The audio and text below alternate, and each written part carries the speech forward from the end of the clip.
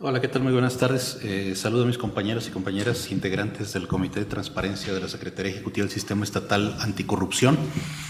Siendo hoy el lunes 30 de marzo del 2026, damos inicio a esta, la que sería la 80ª sesión extraordinaria de este órgano colegiado,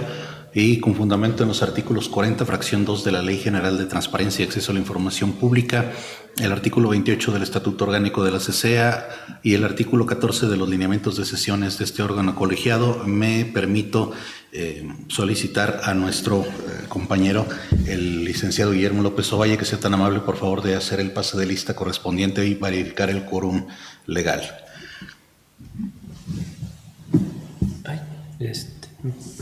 Pero no tengo la lista. Bueno, el de la voz, Julián Pariceda, en calidad de presidente de este órgano colegiado. Nos acompaña, está con nosotros el licenciado Guillermo López Ovalle, quien es secretario de Actas y secretario técnico de este comité, además de jefe de departamento de Asuntos Jurídicos y Transparencia de la CCEA, y por primera ocasión la ingeniera Guadalupe Ivonne López López, quien se integra en calidad de suplente del órgano interno de control como vocal del Comité de Transparencia para este órgano colegiado. Y bueno,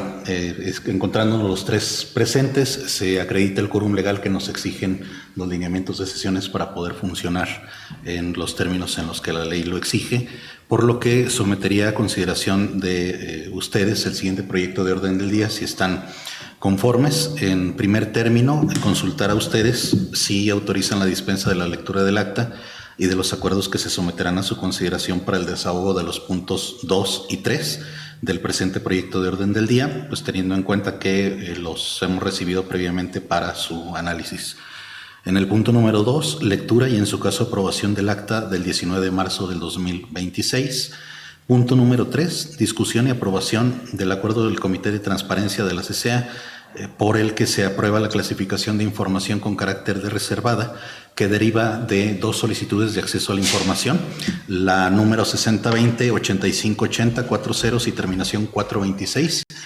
así como la 6020-8580, 40 y terminación 526. Punto número 4, clausura de los trabajos de la sesión. Si están ustedes conformes con el proyecto de orden del día en los términos en los que se los leí, por favor sean tan amables de manifestarlo levantando su mano. De acuerdo. Muchas gracias. Entonces, en desahogo del primer punto del orden del día, quisiera preguntar a ustedes si estarían de acuerdo en dispensar la lectura de los puntos 2 y 3 del orden del día, y en su lugar pues hacer, para las personas que nos siguen a través de la transmisión, pues alguna explicación general de los puntos de los que trata pues el acuerdo a adoptar. Si están ustedes de acuerdo con que procedamos en ese sentido, explicando someramente de lo que trata cada uno de los acuerdos en lugar de hacer una lectura integral, por favor manifiéstenlo de manera económica. De acuerdo. De acuerdo. En desahogo del segundo punto del orden del día, tengo la lectura y en su caso aprobación del acta de la que habría sido la 79ª sesión extraordinaria que se celebró el pasado 19 de marzo del 2026. Me permito brevemente retomar, porque además será materia de esta sesión en la que nos encontramos. En esa oportunidad, lo que se realizó fue que se amplió el plazo para la entrega de las respuestas a las solicitudes con terminación 426 y 526, que van a ser materia de un acuerdo en esta ocasión. Lo que se hizo fue ampliar el plazo que estaba originalmente previsto para la entrega de la respuesta a esas solicitudes. En esas solicitudes, lo que están pidiendo quienes requieren el acceso a la información es copia de las denuncias interpuestas ante diferentes autoridades derivado de los hechos que se suscitaron durante el proceso de selección del último integrante que se debía incorporar al Comité de Participación Ciudadana, y por otra parte el acuse de oficio o denuncia que en su caso se hubiera presentado ante la Contraloría del Estado o ante la comisión correspondiente, así está, digamos, expresado en la solicitud, la comisión correspondiente del Congreso del Estado. Eso es aquello que se solicitó, y en la ocasión anterior, en la sesión extraordinaria anterior del 19 de marzo, se amplió el término para darle respuesta. El día de hoy vamos a abordar la respuesta que se les va a dar a ambas solicitudes de información. Y lo segundo, sobre lo que se hizo modificación en la pasada sesión del 19 de marzo, son los lineamientos de sesiones del Comité de Transparencia de la CCEA, que es importante retomarlas porque además de que se armonizaron normativa que ha sufrido ya digamos, reformas, particularmente en su numeración, se aprovechó para adicionar los lineamientos de sesiones con esquemas que manejaran de una manera más explícita y operativa el régimen de suplencias que permite, digamos, que cada uno de los integrantes del comité cuente con un suplente permanente, respetando las reglas de la Ley General de Transparencia, y que en caso de que uno de los integrantes no tenga la posibilidad de designar a su suplente, entonces el titular del sujeto obligado, en este caso la Secretaría Técnica de la CCEA Aguascalientes, sea quien tenga la posibilidad de designar quién suplirá en estas funciones a la persona que no tiene posibilidad de designar a ese reemplazo, ¿no? Es el caso que el órgano interno de control, al haber, digamos, cambiado o al haber cambiado de área, la persona que se encontraba trabajando en el órgano interno de control y encontrarse en este momento vacante, no podría, digamos, no habría una persona que pudiera instalarse a nombre del órgano interno de control ni tampoco designar una suplencia, por lo que en este caso la designación de la Secretaría Técnica de la titular de la CCEA recae en la persona de la ingeniera Guadalupe Ivonne López, que nos acompaña hoy. Entonces, estas reformas a los lineamientos y esa ampliación del plazo para la entrega de las respuestas fueron la materia de la sesión pasada y es lo que consta en el acta. No sé si alguien quisiera agregar algo más para el análisis del punto. Todo perfecto. De acuerdo, si está correcto, entonces solicitaré a ustedes, si es de aprobarse, el acta del 19 de marzo del 2026 en los términos en los que se planteó el proyecto. Si fuera así, les agradecería lo manifestaran de la manera acostumbrada. Gracias, se aprueba por unanimidad. En desahogo del siguiente punto del orden del día, discusión y en su caso aprobación del acuerdo por el que se clasifica la información con carácter de reservada derivada de las solicitudes de los procesos de acceso a la información con terminación 426 y 526, pues ya retomamos hace un momento de qué se trataban esas solicitudes de acceso. Principalmente tienen que ver con la presentación de algunas denuncias ante diversas autoridades. Ambas solicitudes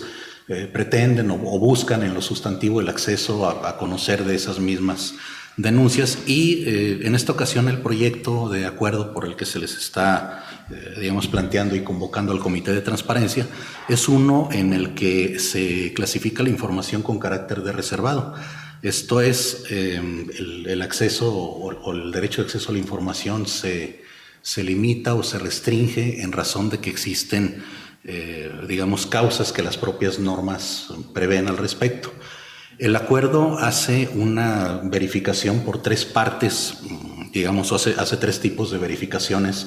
que se encuentran previstas en diversa normativa. En primer término, pues retoma algún texto o recupera conceptos del Sistema Interamericano de Derechos Humanos, particularmente el artículo 13.2, inciso A de la Convención Interamericana de Derechos Humanos, que señala que una de las causales legítimas para poder limitar el derecho de acceso a la información es el respeto a los derechos o a la reputación de las demás personas. En el caso de la sentencia del caso Clot Reyes y otros contra Chile del 19 de septiembre del 2006, dictada por la Corte Interamericana, señaló que para que esta restricción pudiera ser válida o efectiva en un Estado democrático debería cumplir con ciertos requisitos, entre los cuales se cuenta que debe estar previamente fijada por la ley, que debe obedecer a causas de interés público que se puedan, demostrar o acreditar, que restringen en menor escala el derecho de acceso a la información y que sea proporcional la medida. Un segundo tipo de verificación que se realiza en el acuerdo tiene que ver con el marco normativo nacional, la Ley General de Transparencia y Acceso a la Información Pública, así como los lineamientos generales en materia de clasificación y desclasificación de la información. Y un tercer tipo de revisión que se hace es la prueba de daño que se exige en la Ley General de Transparencia. Realizados los tres ejercicios o los tres test o inventarios de requisitos, se llega a la conclusión de que el derecho de acceso a la información debe maximizarse, sin embargo no es absoluto, encuentra un límite en lo que se refiere a la protección de intereses que son de alta relevancia para cualquier sociedad, como puede ser el principio de presunción de inocencia, la debida conducción de las investigaciones penales y administrativas o la protección de los derechos de las partes involucradas en los procedimientos de responsabilidad penal y administrativa. Y entonces,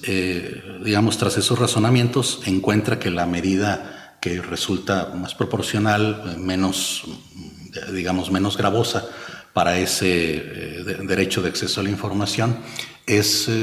establecer una reserva de información durante algunos años, en donde estos datos que los solicitantes requieren y que en estos momentos forman parte de investigaciones penales y administrativas que están en curso,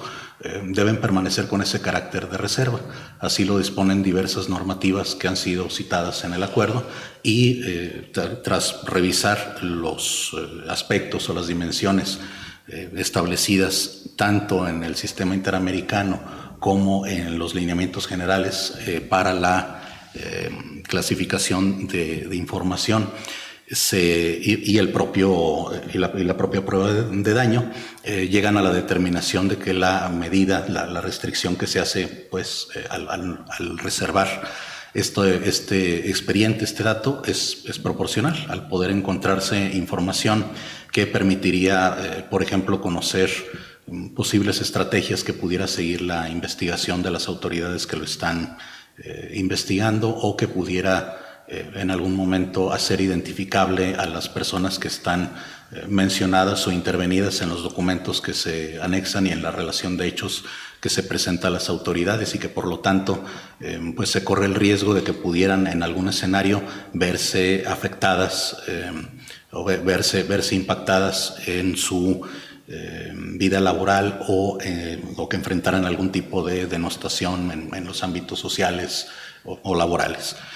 A grandes rasgos es lo que el acuerdo expresa. No sé si para este punto quisieran ustedes retomar algo o agregar algo para el análisis. No, estamos de acuerdo. ¿De acuerdo?